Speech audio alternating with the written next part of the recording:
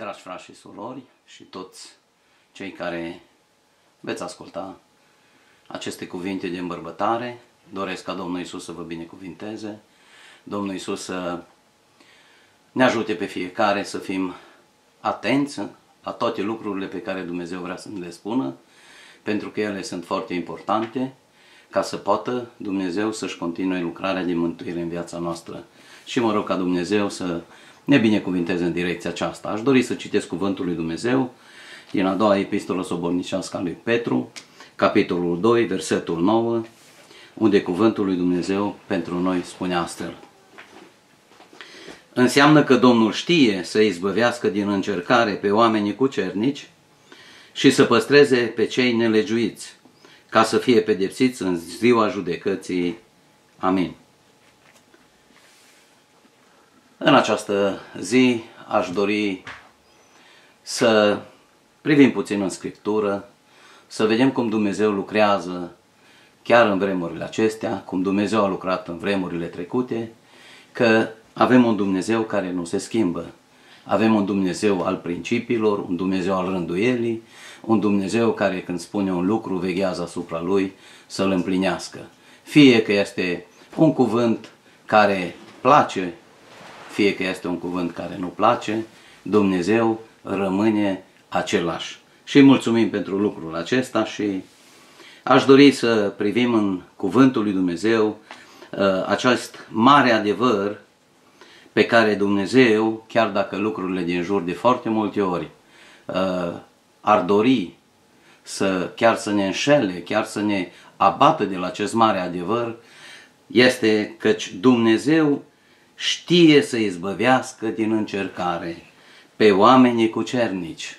Dumnezeu știe cum să ne scoată biruitori din orice situație în care suntem. Chiar dacă sunt situații fără niciun răspuns uman. Și cuvântul lui Dumnezeu este de foarte multe ori foarte clar în această direcție. Dumnezeu a știut, nu doar a cunoscut. Vedeți? Dumnezeu știe, adică Dumnezeu cunoaște și Dumnezeu și face izbăvirea acelora care sunt cucernici, acelora care de fapt îl ascultă pe Dumnezeu, aceia care îl iubesc pe Domnul Dumnezeu, aceia care îl iubesc pe Domnul Iisus. Și așa cum am spus, cuvântul lui Dumnezeu este în foarte multe locuri foarte clar că Dumnezeu știe să-l izbăvească pe om. Deci lucrul acesta trebuie să inspire în inima noastră și în viața noastră pace. Că Dumnezeul nostru cunoaște situația noastră. Poate ești pe un pat de spital, poate ești într-o criză financiară de care nu s-a auzit, poate ești la un prag de a se întâmpla o nenorocire sau poate ești chiar într-o nenorocire și ai făcut totul să nu fie ea și totuși ești în ea. Cuvântul lui Dumnezeu pentru noi toți astăzi spune foarte clar. Înseamnă că Domnul știe să izbăvească din încercare pe oamenii cucernici. Dumnezeu, dacă ești cucernic, dacă sunt cucernic, ne izbăvește cu siguranță. Și spune cuvântul Domnului, doar cu câteva versete deasupra acestui verset, spune că Dumnezeu este drept în toate căile Lui. Dumnezeu n-a cruțat pe îngerii care au păcătuit, spune cuvântul Domnului, ci i-a aruncat în adânc unde stau înconjurați de întuneric, legați cu lanțuri și păstrați pentru judecată. Dumnezeu, spune, n-a cruțat El lumea veche, ci a scăpat pe noi, acest propovăduitor al neprihănirii, împreună cu alți 7 inși, când a trimis potopul peste o lume de nelegiuiți. Dumnezeu știe, Dumnezeu lucrează, slăvit să fie Domnul. Dumnezeu, spune cuvântul lui Dumnezeu, dacă a osândit El la pieire și a prefăcut în cenușă cetățile Sodoma și Gomora ca să slujească de pildă celor ce vor trăi în nelegiuire, și dacă a scăpat pe neprihănitul Lot, care era foarte întristat de viața destrăbălată acestor stricați, căci neprihănitul acesta care locuia în mijlocul lor își chinuia în toate zilele sufletul lui neprihănit din pricina celor ce vedea și auzea din faptele lor nelegiuite. Scumpii mei, Dumnezeu vrea să ne liniștim în inima noastră că Dumnezeu știe problema noastră și știe să ne izbăvească. Vedeți, de foarte multe ori în viață am întâlnit situații, chiar în viața mea personală, în care,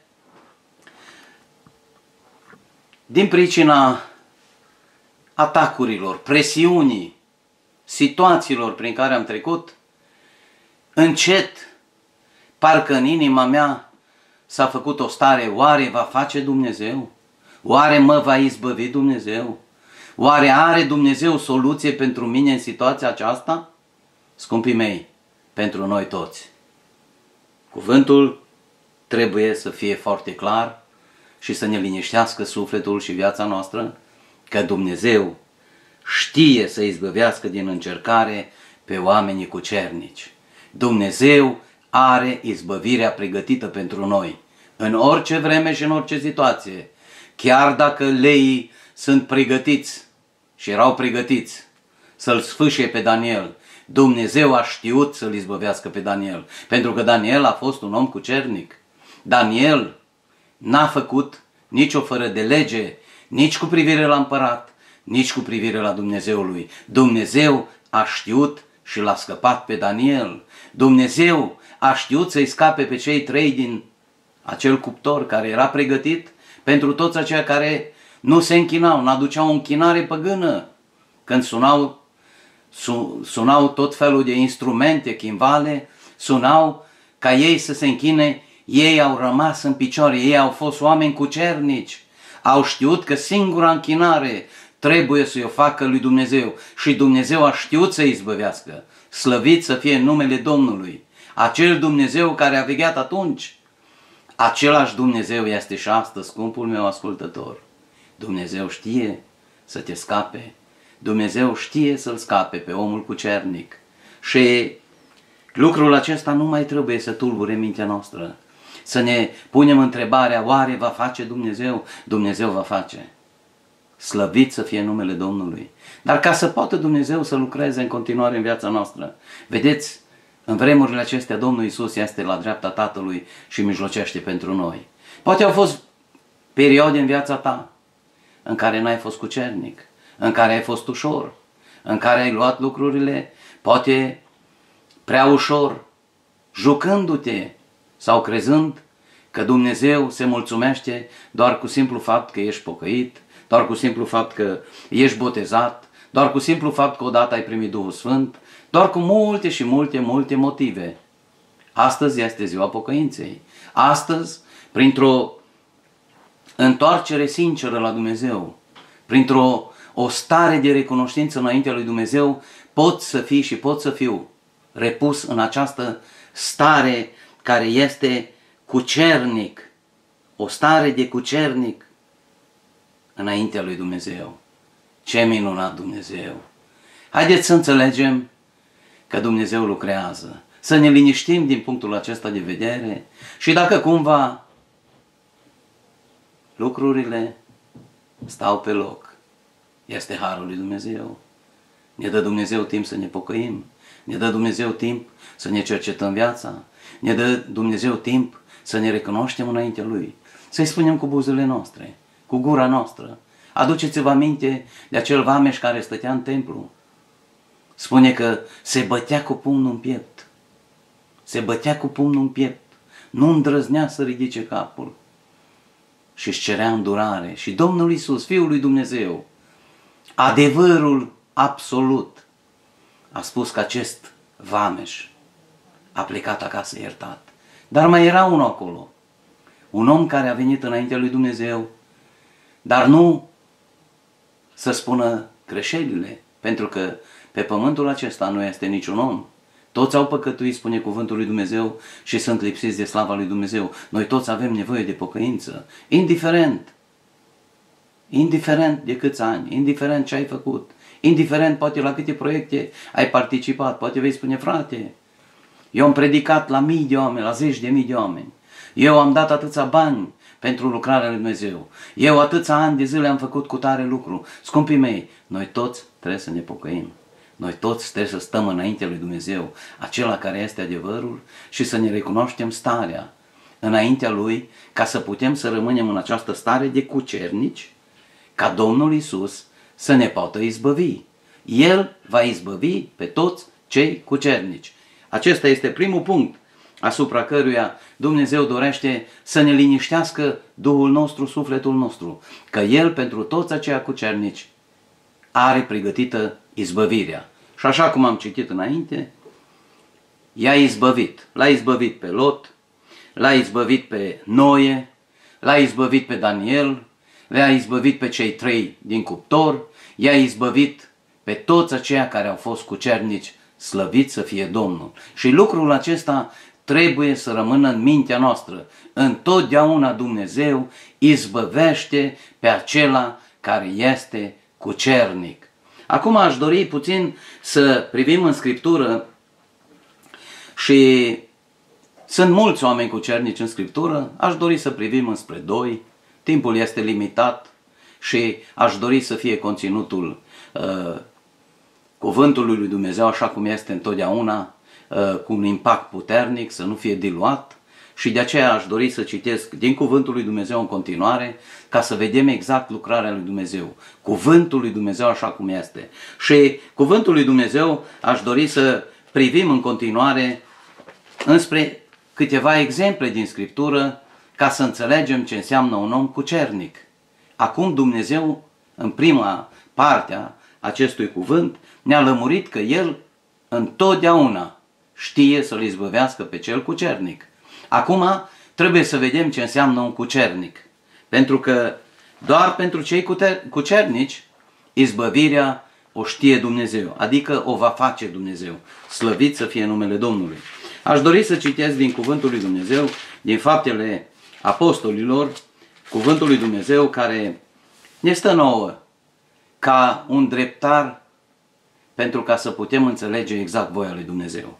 Și spune aici în capitolul 10 din Faptele Apostolilor, subtitlul Sutașul Corneliu, ce înseamnă sau cum ești cucernic, ce trebuie să fac și ce trebuie să facem noi ca să fim, dacă nu suntem, să intrăm în această categorie de oameni cucernici, sau dacă suntem deja cucernici, să continuăm să rămânem cucernici. Pentru că doar așa, pentru cei ce vor intra în această categorie de oameni cucernici, sau cei ce sunt și vor rămânea, Dumnezeu știe să izbăvească. Spune cuvântul lui Dumnezeu, în Cezarea era un om cu numele Cornelius, sutaș din ceata de ostaș numită Italiană.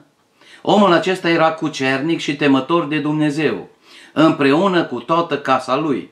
El făcea multe milostenii norodului și se ruga totdeauna lui Dumnezeu. Aceasta este caracterizarea pe care o face Dumnezeu despre acest om, despre care Dumnezeu spune că este cucernic. Dar nu vrea Dumnezeu niciodată doar să spună un lucru despre cineva și să lase lucrurile cumva într-o stare de ceață, într-o stare de neînțelegere clară a lucrurilor. Spune că era cucernic și temător de Dumnezeu împreună cu toată casa lui. El făcea multe milostenii norodului și se ruga totdeauna lui Dumnezeu. Deci a fi cucernic, dicționarul explicativ al limbii române detaliază puțin mai mult ca să înțelegem ce înseamnă a fi un om cucernic. Și spune, așa cum spuneam, dicționarul explicativ al limbii române, un om când este cucernic, el este un om supus.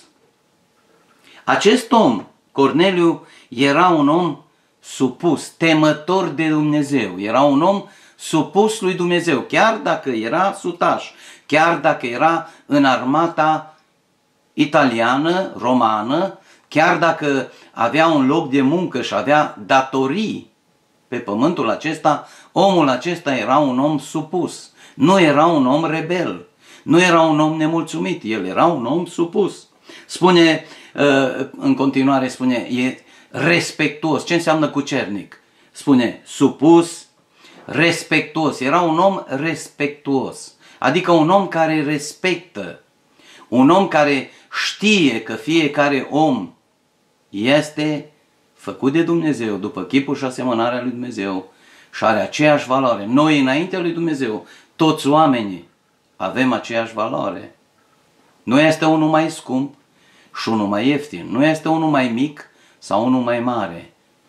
Toți suntem egali înaintea lui Dumnezeu. Și atunci, când un om este respectos, înțelege că trebuie să-l respecte. Nu pe cel bogat doar, nu pe cel într-o slujbă, ci trebuie să respecte pe toți oamenii. Domnul să ne binecuvinteze, să fim respectuoși.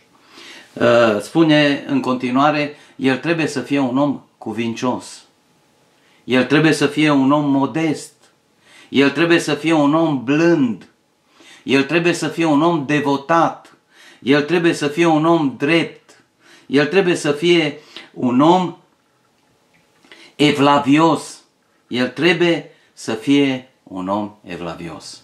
Aceasta înseamnă să fii cucernic. Ce frumos! Ce cuvânt tainic! Un cuvânt care nu se folosește în lumea aceasta. Un cuvânt pe care nu poți să-l auzi în fiecare zi. Dar un cuvânt care înseamnă mult înaintea lui Dumnezeu. O stare, o atitudine a unui om, o caracterizare pe care o dă Dumnezeu cu privire la acest om Corneliu. Spune cuvântul lui Dumnezeu, omul acesta era cucernic și temător de Dumnezeu. Ce face Dumnezeu pentru oamenii aceștia? Ce face Dumnezeu pentru cei care sunt așa, în dreptul cărora Dumnezeu spune astăzi, omul acesta este cucernic? Ce face Dumnezeu? Dumnezeu vine la el.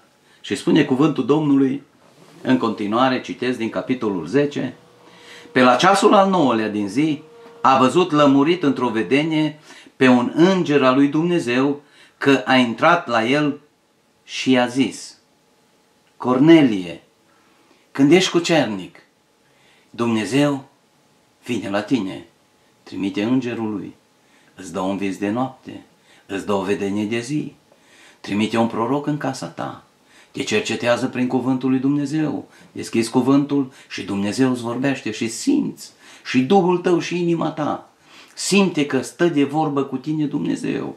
În momentul în care ești cucernic, Dumnezeu îți vorbește, poate printr-o cântare, Dumnezeu poate să-ți vorbească printr-o floare, Dumnezeu poate să-ți vorbească prin multe situații, uitându-te pe masa pe care Dumnezeu ți-a binecuvântat-o și ai toate lucrurile de care ai nevoie.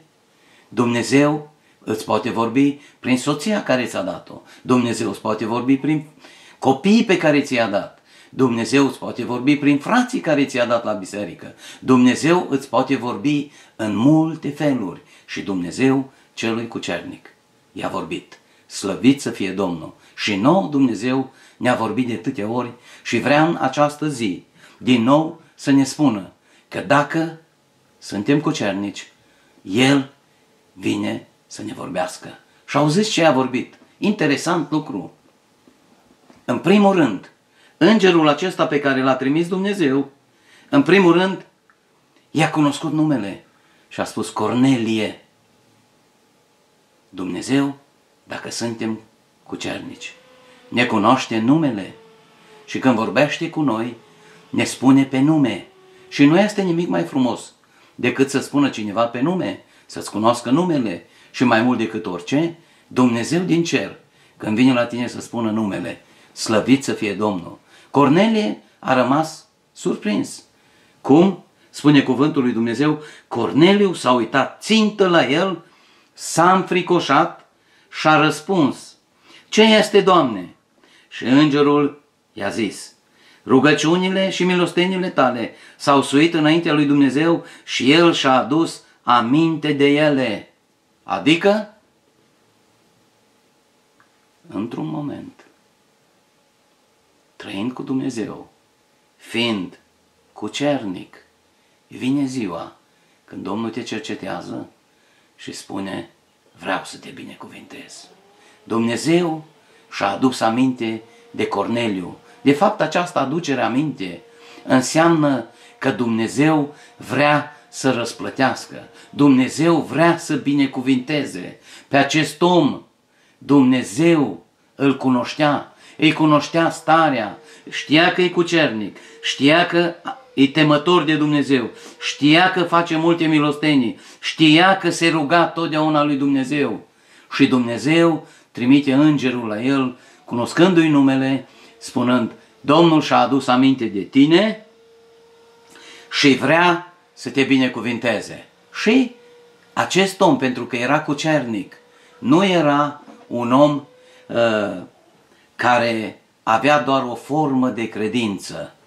Astăzi iubesc pe Dumnezeu, astăzi sunt gata să mor pentru Dumnezeu și mâine am poate îndoială, poate mâine inima mea este inundată de necredință, inima mea este inundată de supărare. Nu, acest om a fost gata în continuare să asculte. Vedeți, a fi cucernic înseamnă să ai o stare înaltă cu Dumnezeu tot timpul. A fi cucernic înseamnă și este o stare așa de înaltă că ești gata să faci ceea ce spune Dumnezeu. De ce trăim vremurile acestea când parcă este așa de greu să predici Evanghelia? Stăteam de vorbă cu un frate în vârstă care predică Evanghelia poate peste 50 de ani. Vă dați seama, 50 de ani să predici Evanghelia, cuvântul lui Dumnezeu, ce mare răsplată de la Domnul.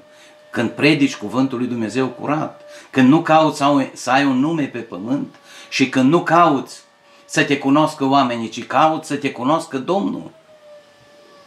Spunea, stăteam de vorbă cu el și spuneam: frate, trăim niște vremuri, înainte de a se închide bisericile, am intrat și au fost situații în care am intrat în casa lui Dumnezeu și m-am rugat lui Dumnezeu cum fac întotdeauna și am zis: Doamne, eu sunt robul Tău, nu vreau ca oamenii să privească înspre mine, pentru că aceasta este starea în care lucrează Dumnezeu, toată slava este a Lui.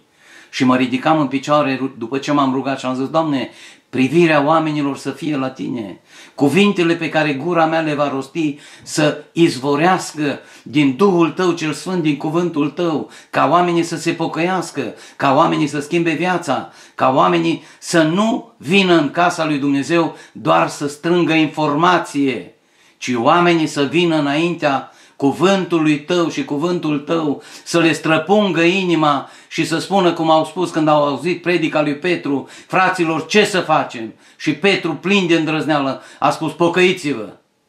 Aceasta este voia lui Dumnezeu. Și am zis, frate, de multe ori mă ridic în picioare și se întâmplă situații în care, după ce m-am rugat cu inimă curată, cum fac întotdeauna, așa cum am zis, mă ridic în picioare și vreau gura mea să fie folosită de Dumnezeu și cuvintele care Dumnezeu mi le pune în gură, nu în minte, mi le pune Dumnezeu în inimă și în gură.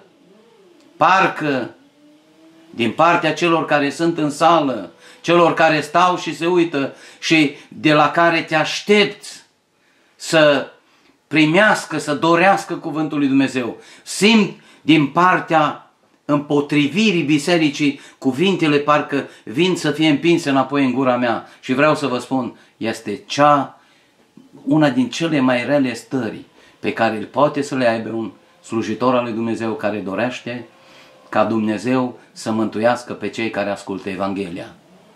Dar s-au întâmplat, povesteam cu el, s-au întâmplat cu ani mulți în urmă, când am început să predic Evanghelia, s-au întâmplat că nu cunoșteam cuvântul, eram tânăr, dar îl iubeam pe Dumnezeu și mă mai duceam și slujam la biserici mai mici unde erau 20-30 de oameni, frați, 40, și când mă ridicam în picioare, fiind la început, ai și emoții, știi că nu cunoști pe Domnul, te uiți cu ochii de carne și vezi oameni mai în vârstă care ar trebui ei să îți dea sfaturi.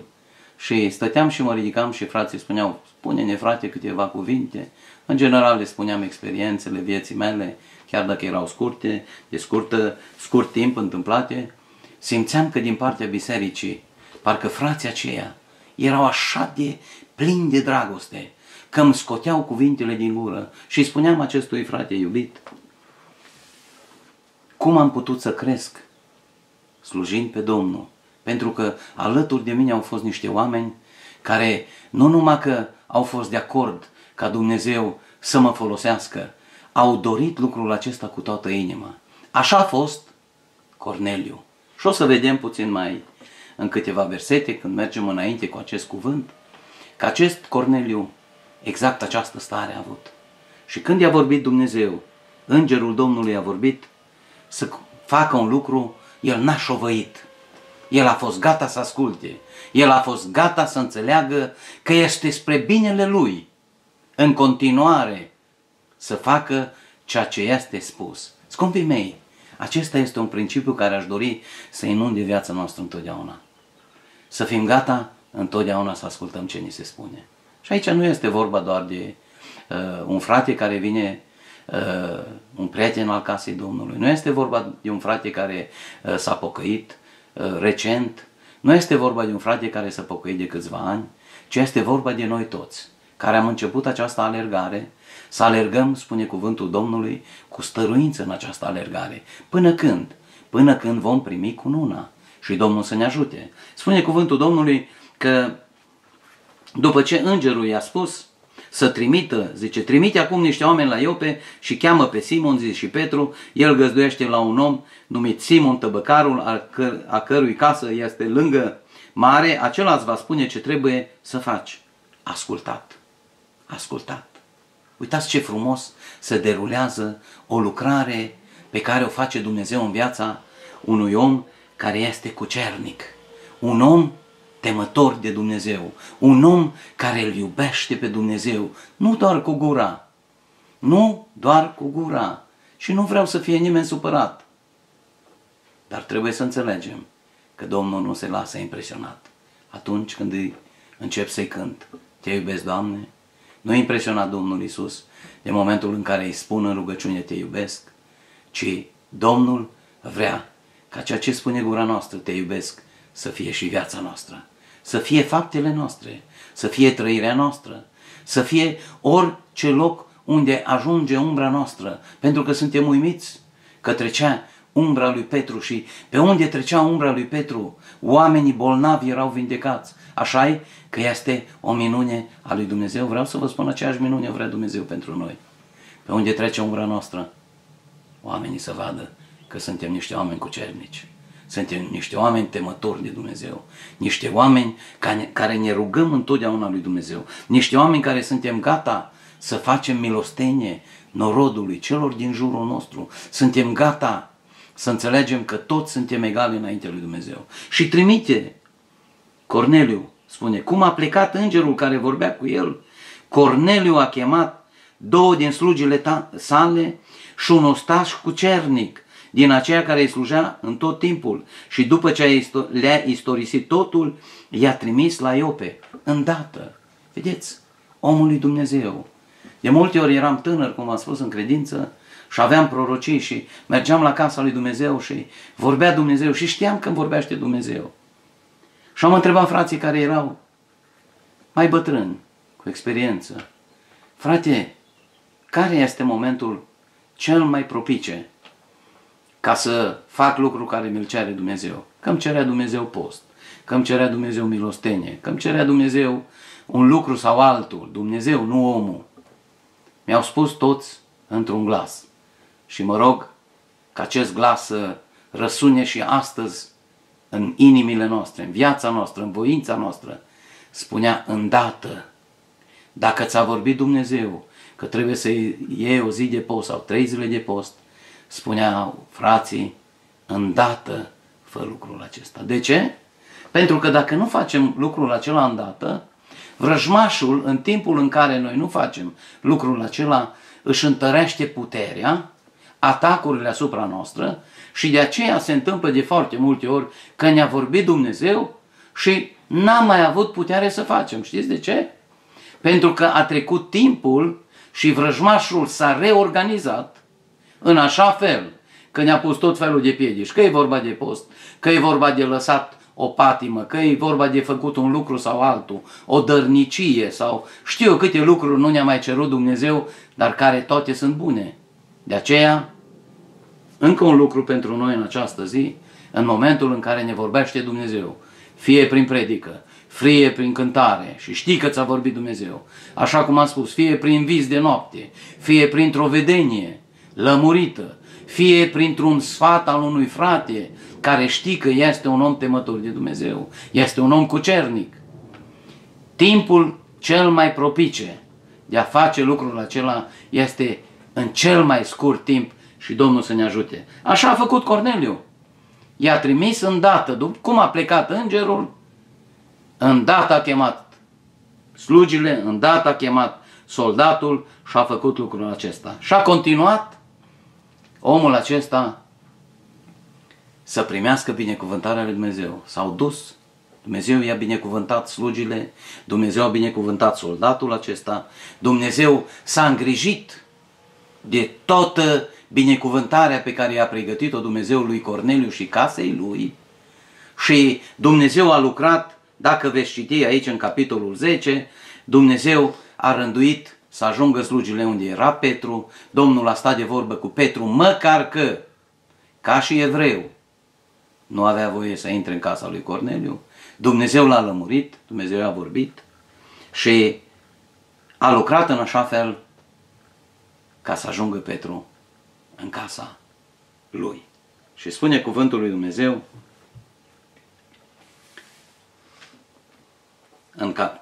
tot în capitolul 10, versetul 25, când era să intre Petru, Corneliu, care ieșise înainte, s-a aruncat la picioarele lui și i s-a închinat. Dar Petru l-a ridicat și i-a zis, scoală-te, și eu sunt om. Dumnezeu lucrează. Corneliu s-a închinat lui Petru pentru că n-a știut. N-a știut, el știa că trebuie să se închine. N-a știut că Petru este un trimis împuternicit al lui Dumnezeu, dar toată închinarea este a lui Dumnezeu.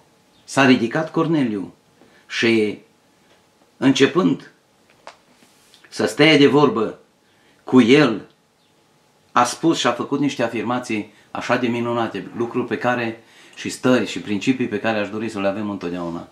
Știți de ce? Pentru că întotdeauna această atitudine aduce o mare binecuvântare.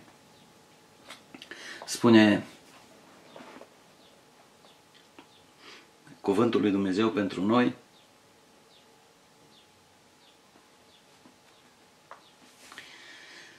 versetul 30, voi citi câteva versete, spune, Corneliu a răspuns, acum 4 zile, chiar în clipa aceasta, mă rugam în casa mea, la ceasul al 9-lea, și iată a stătut înaintea mea un om cu o haină strălucitoare. Și a zis, Cornelie, rugăciunea ta a fost ascultată și Dumnezeu și-a adus aminte de milostenile tale. Trimite dar la Iope și cheamă pe Simon, zis și Petru, el găzduiește în casa lui Simon tăbăcarul lângă mare, când va veni el îți va vorbi. Am trimis îndată la tine și bine ai făcut că ai venit. Haideți să fim atenți la cuvântul Domnului, spune, acum dar. Adică identificăm momentul în care știm că Dumnezeu ne poate vorbi. Acum dar, toți suntem aici înaintea lui Dumnezeu, ca să ascultăm tot ce ți-a poruncit Domnul să ne spui. De ce de foarte multe ori, în vremurile acestea, parcă este tot mai greu să auzim un cuvânt din partea lui Dumnezeu? Pentru că sunt foarte mulți care nu doresc cuvântul lui Dumnezeu. Eu cred că toți aceia care vom asculta acest cuvânt ne vom pocăi și vom înțelege că Dumnezeu vorbește, că Dumnezeu ne spune lucruri, dar noi trebuie să fim gata să ascultăm tot ce vorbește Dumnezeu. Asta este una din problemele din ziua de astăzi. Din cauza aceasta sunt atâtea biserici care se numesc penticostale, dar învățătura lor este departe de tot ceea ce spune cuvântul lui Dumnezeu. Ating doar o parte care place firii, o parte care nu deranjează pe nimeni, Și sunt foarte multe locuri unde am rămas surprins când cineva a spus că el nu mai vrea să vorbească împotriva păcatului. Lucrurile acestea sunt în jurul nostru. Lucrurile acestea ne vom lovi de ele. Ne lovim de ele. Poate că vor cerceta viața noastră. Scumpii mei, când mergem înaintea lui Dumnezeu, că este rugăciune, că ne închinăm înaintea lui Dumnezeu, că se ridică cineva să predice cuvântul lui Dumnezeu, eu trebuie să-mi deschid inima în așa fel ca să pot să ascult tot ce îmi spune Dumnezeu. Dumnezeu ne vrea binele. Dumnezeu ne iubește. Dumnezeu vrea să ne ducem mântuirea până la capăt. Avem de luptat cu diavolul, care vine de foarte multe ori să ne ispitească, vine, ne dă târcoale și să lase doar un pic de îndoială în inima noastră. N-a fost de la Domnul. Acum e prea de tot. N-ați auzit lucruri de acestea? Parcă lucrurile astea nu mai sunt la modă. Parcă lucrurile acestea sunt învechite. Cuvântul lui Dumnezeu rămâne în veac. Spune că cerul și pământul vor trece, dar cuvântul meu nu va trece. De aceea, haideți să privim înspre acest om, să continuăm să înțelegem ce a făcut Dumnezeu pentru acest om și ce va face Dumnezeu pentru noi. Dumnezeu este bun, Dumnezeu este drept, Dumnezeu nu se schimbă, Dumnezeu, așa cum am citit de la început, știe să izbăvească pe cei cucernici. Și l-a izbăvit pe acest cucernic, haideți să vedem cum l-a izbăvit. O izbăvire extraordinară, un lucru care nu poate să-l facă nimeni, pentru că este al lui Dumnezeu. Atunci Petru a început să vorbească și a zis, în adevăr văd că Dumnezeu nu este părtinitor. Și a început să-i predice Evanghelia și a început Dumnezeu prin Petru să le spună de mântuirea pe care pot să o primească și ei chiar dacă sunt neamuri. Și ei, pentru că au fost toți înaintea lui Dumnezeu, gata să asculte ce le-a poruncit Domnul, haideți să vedem ce a făcut Domnul. Spune cuvântul lui Dumnezeu, tot în capitolul 10, cu versetul 44, lucru pe care doresc să-l experimentez. Încă nu l-am experimentat, o spun cu durere. Am fost martor și am văzut când Dumnezeu a botezat cu Duhul Sfânt, când se cântau cântare. Am fost martor și eu însumi am fost botezat cu Duhul Sfânt când ne-am rugat, dar încă n-am experimentat niciodată această stare minunată în care, când asculți cuvântul lui Dumnezeu, să primești această binecuvântare. Și totuși ea este scrisă în Scriptură. Eu cred că problema nu este la Dumnezeu. Eu cred că problema o avem noi. Și Domnul vrea să ne pocăim de asta. Și când se vor deschide bisericile din noi, nou, să fim la această stare înaltă de pocăință, în care când ne vom duce acolo, chiar dacă se va cânta o cântare, să înțelegem că Dumnezeu poate revărsa peste noi Duhul Sfânt, chiar dacă se va spune o poezie de un copilaș care poate se bâlbâie, poate mai uită câte o literă, ultima literă din cuvânt sau mai omite chiar un cuvânt din poezie, dacă inima noastră va fi deschisă, să înțelegem că Dumnezeu poate face același lucru. Dumnezeu nu se schimbă. Slăvit să fie Domnul. Spune versetul 44. Pe când rostea Petru cuvintele acestea, s-a pogorât Duhul Sfânt peste toți cei ce ascultau cuvântul. Ne este dor de lucrul acesta. Haideți să nu mai trăim din amintiri. Mi-aduc aminte de o întâmplare și ne apropiem de încheiere, pentru că timpul trece așa de repede și nu vreau să obosesc pe nimeni, vreau să prindem ideile puține care sunt, dar foarte importante. Spunea cineva că a fost în America și acolo s-a întâlnit cu o rudenie de-a lui care a fost proroc pre vremuri în România și a fost un om prin care Dumnezeu a vorbit, un om căruia Dumnezeu i-a vorbit direct multe situații și spunea el când s-a mutat în America, s-a dat o alarmă unde stătea că va veni un uragan, va veni așa cum sunt în America multe uraganuri, multe furtuni de acestea foarte violente și oamenii de acolo trebuiau să plece toți, să-și închidă casele, să pună placaje la uși, la geamuri și să-și ia mașina și să plece. Și spunea el, era recent mutat în America, spunea el că s-a rugat lui Dumnezeu și a zis Dumnezeu, tu închide cu placaj tot și stai în casă, că casa ta nu va fi atinsă.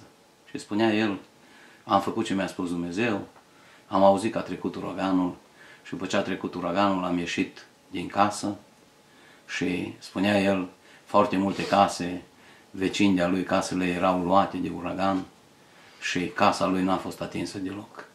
Și fratele acesta care, rudenia lui care l-a întrebat, călăuzit de Duhul lui Dumnezeu, bineînțeles, nu de alte duhuri, a spus, auzi, dacă s-ar întâmpla lucrul acesta astăzi, ce ai face? Dacă ți-ar spune Dumnezeu să stai, că nu se va întâmpla nimic cu casa ta.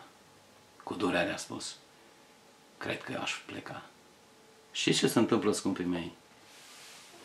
Dacă noi nu înflăcărăm darul lui Dumnezeu, dacă noi nu rămânem aproape de Domnul Iisus, nu doar când ne-am pocăit, nu doar când am avut un necaz, nu doar când a fost o situație în care am strigat înspre Dumnezeu și ne-am cercetat viața și am fost cucernici, am fost temători de Dumnezeu și am făcut milostenie și ne rugam totdeauna lui Dumnezeu și nu trecea nicio zi fără să citim Biblia, nu trecea nicio zi fără să ne rugăm și să spunem, Doamne, Tu ești totul, fără Tine nu pot să fac nimic, tot ceea ce sunt este îndurarea Ta. Și Dumnezeu așa a făcut, te-a izbăvit. Scumpii mei, noi această stare trebuie să o continuăm. Și spune cuvântul lui Dumnezeu pentru noi așa de frumos. După ce suntem cucernici, după ce avem frică de Dumnezeu și în această stare de cucernicie, așa cum am spus, este starea de evlavie, spune cuvântul lui Dumnezeu pentru noi,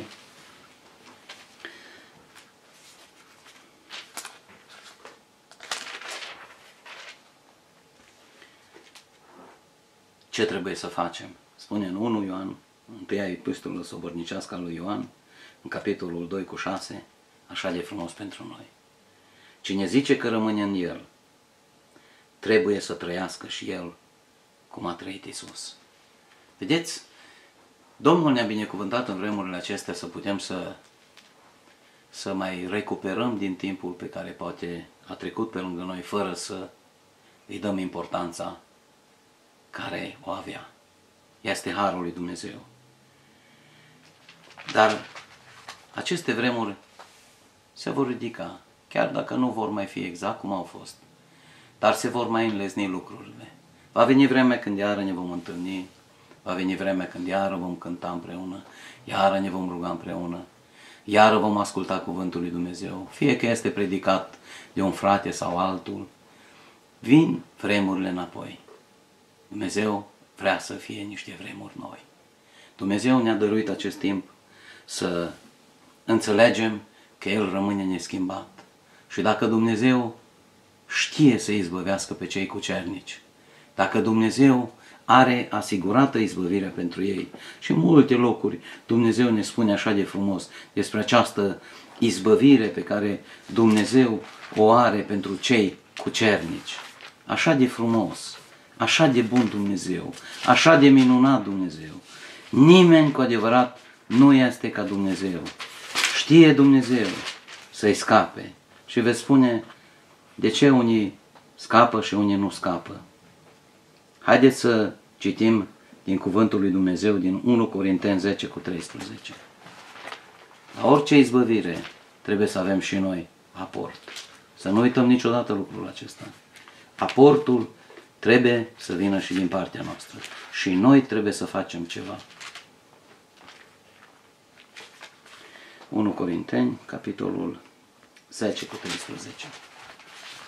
Sunt cuvintele lui Dumnezeu, nu sunt cuvintele unui om, sunt cuvintele lui Dumnezeu.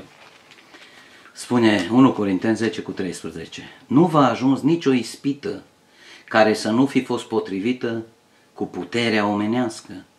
Și Dumnezeu, care este credincios, nu va îngădui să fiți ispitiți peste puterile voastre, ci împreună cu ispita a pregătit și mijlocul să ieșiți din ea, ca să o puteți răbda. Îi spune, vin încercări. Da, dar Dumnezeu te scapă, te izbăvește. Vor veni probleme, Dumnezeu te scapă. Un singur lucru trebuie să știi. Întotdeauna când îți va da târcoale diavolul și va veni cu tot felul de probleme și situații, tu una trebuie să știi. Așa ca orbul, cum spunea orbul, când a fost ispitit și întrebat de toți, el una spunea, am fost orb și acum văd. Tot așa trebuie să știm și noi puține lucruri, dar cu o importanță majoră. Și una din ele, eu una știu, că Dumnezeu știe să izbăvească din încercare pe oamenii cucernici și partea a doua versetului, dureroasă, dar adevărată, și să păstreze pe cei nelegiuiți, ca să fie pedepsiți în ziua judecății.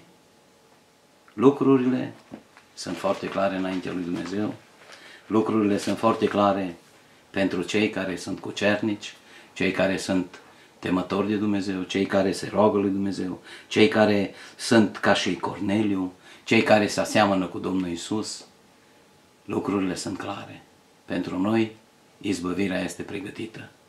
Dar în același timp, cu durere, pentru toți aceia care nu vor vrea, pentru că este hotărârea lor, nu vor vrea să fie puși în această stare de cucernic, în această stare de temător de Dumnezeu, în această stare de a face milostenii norodului, de a fi un om milos, în această stare de a se ruga totdeauna lui Dumnezeu, nu doar când spune cineva, nu doar când vrea el însăși, ci întotdeauna.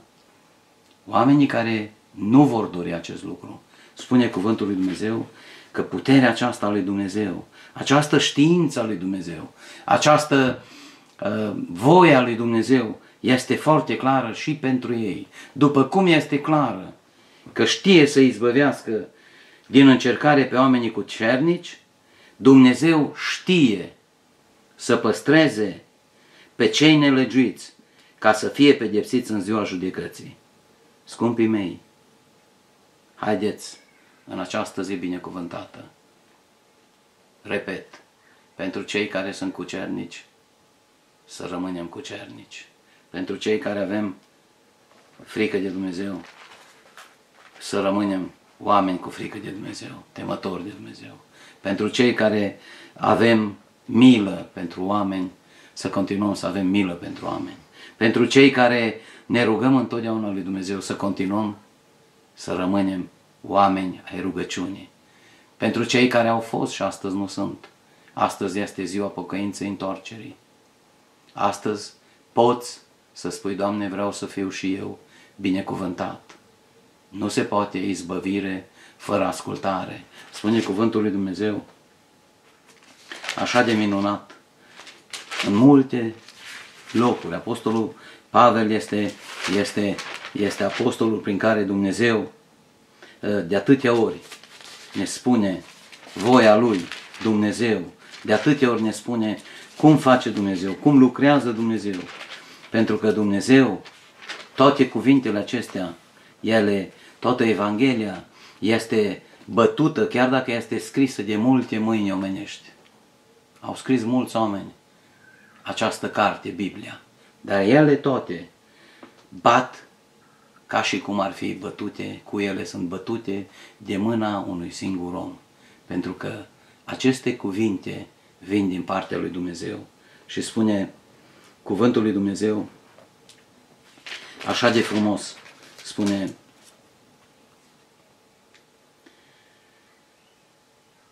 întâia epistolă săbornicească a lui Petru, capitolul 1, spune: și dacă chemați ca tată pe cel ce judecă fără părtinire, pe fiecare după faptele lui, purtați-vă cu frică în timpul pribegiei voastre.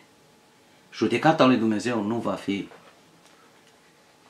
la grămadă, nu va fi în grup. Judecata lumii cu privire la oameni va fi individuală. De aceea este foarte importantă relația noastră personală cu Dumnezeu. Și Dumnezeu prin cuvânt ne spune în atâtea locuri: La moră vor fi două femei, una va pleca, una va rămâne. În casă va fi soțul cu soția, unul pleacă, unul rămâne. De ce? Pentru că lucrurile și judecata lui Dumnezeu se va face personal. De aceea, fiecare personal să ne cercetăm, niciunul să nu spunem, nu pot să mă pocăiesc din cauza cutare. Omul nu se poate pocăi, omul nu poate fi cucernic, temător de Dumnezeu, milos și care se roagă tot timpul lui Dumnezeu, doar dacă nu vrea, doar dacă nu-și dă toate silințele. De aceea, mă rog ca Dumnezeu, pe fiecare care vom asculta acest cuvânt și nu numai, și cei care vor auzi alte cuvinte, dar, la fel, să ne ajute Dumnezeu să rămânem cucernici, să rămânem temători de Dumnezeu, să rămânem oameni care ne rugăm totdeauna lui Dumnezeu, să rămânem oameni care trăim cum a trăit Domnul Isus. Și atunci, acest cuvânt pe care l-am citit este valabil, scumpii mei, chiar dacă trece cerul și pământul. Cuvântul acesta este valabil. Înseamnă că Domnul știe să izbăvească din încercare pe oamenii cucernici și să păstreze pe cei nelegiuiți, ca să fie pedepsiți în ziua judecății.